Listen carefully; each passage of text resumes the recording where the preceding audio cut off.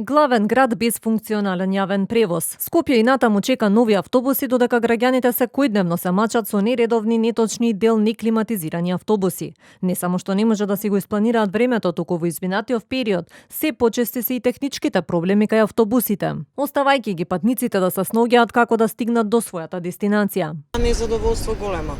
Големо незадоволство. Ако тргнеш некаде, чекаш со сати, без разлика кој број сем, морам да исклучам еден број 22. Тоа е најредовно. Значи, ако тргнеш некаде, да стасаш, тоа е science fiction, што се вика. Мене се на време доваѓа дали сме закаснување.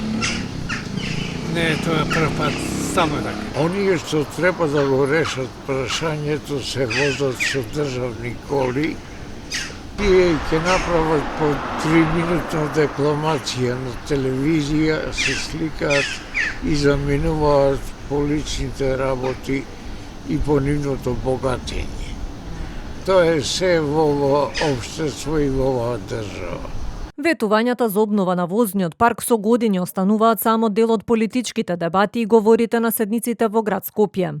И покрај бројните реакции и долгогодишните најави, нови автобуси се уште нема. Предходниот тендер за нивната набавка пропадна, од Министерството за транспорт велат дека во тек е новата постапка со која треба да се набават 150 електрични автобуси.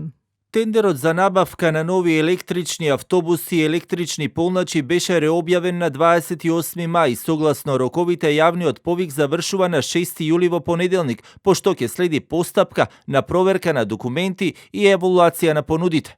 За пропаѓањето на предходниот тендер, Министерството за транспорт тврди дека причината била што фирмите доставиле невалидни банкарски гаранции, додека пак опозицијата обвини дека тендерот бил местен за 12 милиони евра повеќе и била фаворизирана унгарска фирма. И додека се чекаат тендерите, дефектите на постојните автобуси се почеста слика на скопските улици. А најсериозниот инцидент се случи лани во Сопиште, кога автобус се запали, но за среќа патниците и возачот навреме го напуштија возилото.